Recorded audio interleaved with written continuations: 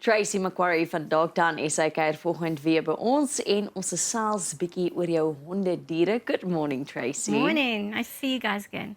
Tracy, we're headed towards the end of the year, and with that, celebrations in the north of the country, a lot of thunderstorms, and so many things we need to speak about. Yeah. With the celebrations that we're heading towards, we have to speak about fireworks because people still don't realize the effect fireworks have on animals. Yeah.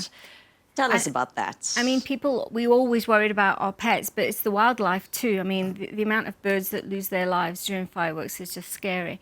And the dogs and your pets, they don't understand where this noise is coming from. There's no precursor to it. You know, they're busy chilling and next minute there's this huge bang. Of course they're going to get scared. And the problem is that then they become stressed, and the more stress a dog becomes, the more noise phobia they become. So it's like a never-ending circle.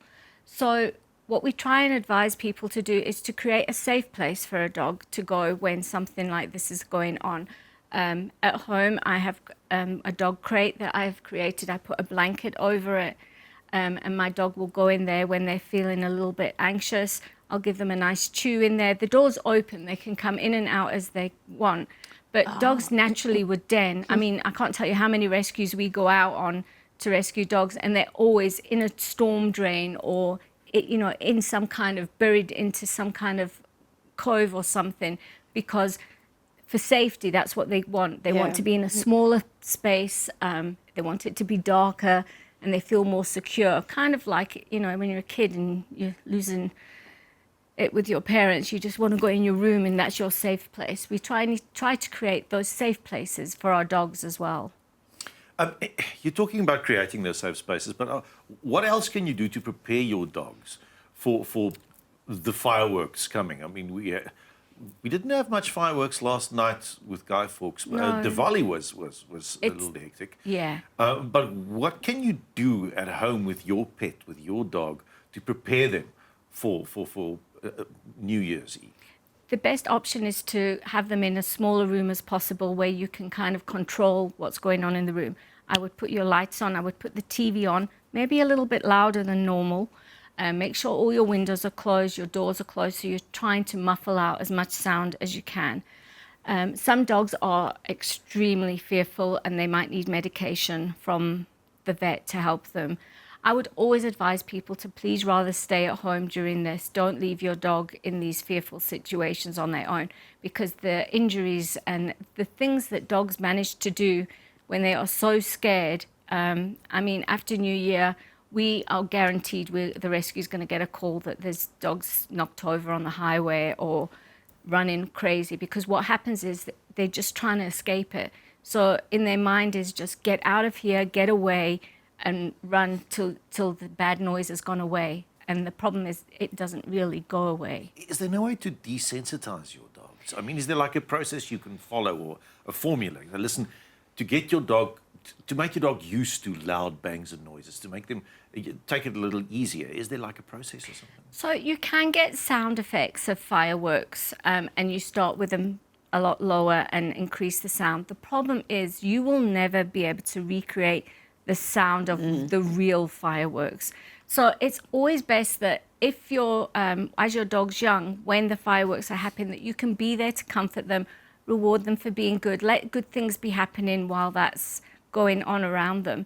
But you can kind of desensitize them to noises, but you will never be able to recreate that huge sound unless it's something you're doing with them on a regular basis, like when they train the police dogs, they're getting used to the gun sound happening all the time because they're working with it all the time. The problem is with the fireworks, it's normally 2-3 times a year, so they're not getting a lot of practice of getting used to it. So you can try and do the fireworks CDs that you get. CDs, how old am I? The sound effects, and just play it as loud and reward them for it. But like you say, because it's not like habitually, it doesn't happen that often, you know, rather just create a safe space than try and get them used to it necessarily. What about thunderstorms? Like, especially in the north of our country, we're so used to thunderstorms during the summertime. And it's perhaps dogs that aren't nervous necessarily dogs, they're absolutely fine, yet when a thunderstorm comes, they go crazy. And I think thunderstorms are even more difficult to try and prepare dogs for because they know that storm is coming an hour or so before it. So we could be all sitting in the garden having a great time with our berei, and you'll see the dogs stop pacing, they're drooling. And like for me, I know, oh, we're going to get a thunderstorm now because the pressure change, the atmospheric pressure changes. They pick that up, and they've learned through the years of their life, when that feeling happens in the atmospheric pressure, that really bad noise is coming. So they already start panicking an hour before. So if your dog is very noise phobia, for the fireworks, you can get some medications from your vet that would relax them. And you can do that for the thunderstorms as well. The problem is, once the dog is in that fearful state, they generally don't take anything. They don't want chews, they don't want food, they don't want nothing. And it's really hard. Those medications need time to kick in. So unless you are really good at sussing the weather out, it's really hard to prepare them before the storm comes. And it's so interesting that you mentioned an hour before, like Orphe, I was saying, like I have one particular dog also, like the thunderstorm can have passed already. It's not really over my house anymore. It's still coming. I cannot get the dog to go outside for the next, like, until like it's far, far away. She refuses to go outside. It's almost like she can still hear or feel what I can't do it. And you can see the nervousness. And then also between owner that's getting impatient, like, come on, there's nothing, and the poor dog that's nervous. I mean, we also need to learn how to manage that. Yeah, you know, you have to be understanding. And remember, the dog's hearing is way more than us. So if we think it's loud, it is humongously loud for them. So we've got to be understanding, and you know, it's something that they don't understand what's going on. Again, the safe place is always a little den area is always nice to have. If you can have that set up permanently in a bedroom somewhere in your house where they can just go, when they're fearful, they go lie there. It ends up being a little bit reaffirming for them so that they know, okay, I know when I'm in this little safe spot, I'm safe and I can get out of the bad situation. With thunderstorms at summertime, especially in the north, well, even in the Western Cape, it gets extremely hot during summer times. If you have a dog that's an outside dog that usually stays outside, obviously you have to make plans during the winter so they are nice and warm, but what do you do in the summers in this extreme heat? You really need to make sure your dog has lots of cool water. They have to have a really shaded area where they can get away from the heat. Something we do a lot is we'll wet some towels and put them down on the floor, on the tiles and stuff. And if the dogs go lie there, it's a bit cooler. You can buy cooling mats as well. But with cooling mats, we always like you to supervise so the dog doesn't start chewing it.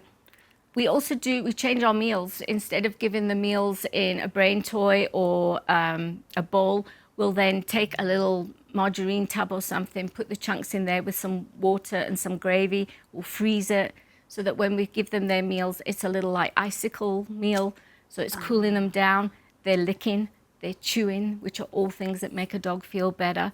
And that helps keep them cool as well. Does something like a fan work on a dog as much as what it works on a human?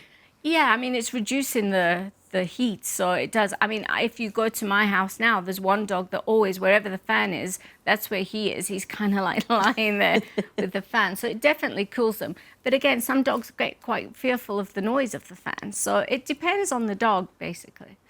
I love the fact that you say, you know, just take towels and wet them, because it's we often look at things like instead of buying, and it's so nice that you always bring like what do you have at home that you can also use. So instead of having to buy a cooling mat, just use the towels that you already have at home that you perhaps bath your dogs with, use that, and that's the dog's towels, and you just wet them. And it's such a simple solution actually that I haven't even thought of. How do you know that your dogs are overheating? What's the signs to look for? You'll see they'll be like really panting, they'll drool or their mouths will become really dry, and they're very restless. They'll be pacing and moving around. It's actually something that's really serious. Heat stroke, it can be fatal. So you need to make sure that if you see your dog is stressing in that way, you need to get to the vet as soon as possible. But before that, just dip them in some cold water. We also put out those, you know, those little shell pools that people get for kids, and so we put them in the gardens as well with a little bit of water. But again, during the day, that gets hot, so you have to keep changing it and make sure it's cool. But if we see a dog going into heat stroke, we'll dip them into cold water first, wrap them in cold, wet towels, and get them off to the vets as soon as possible. And just like a human won't necessarily, when it's 38 degrees in the middle of the day, go for a stroll or a run, and don't take your dog for walks during those times. Like rather, like not go for a walk that day, or wait until like, I don't know, 6, 7 when it's cooled quite dramatically before you do any activities also with your dog. Absolutely. I don't think people realize how hot the floor is. If it's like 25 degrees outside, the floor is basically double that. So when I see people walking dogs in the middle of the day when, you know, it's like 30 degrees, the floor is double that. So the dog's pads are just really getting a hard impact of heat.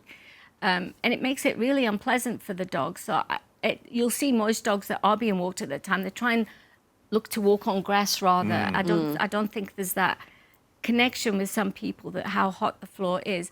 And it's not really worth it to be walking them. Put your bare feet on the tar and see if you can do it. Well, we always do a 5-second rule. If you can put your hand on the floor for 5 seconds, it's okay to walk. If you can't, it's not okay to walk. But I find at Dogtown, already by 10 o'clock, it's too hot to walk anymore.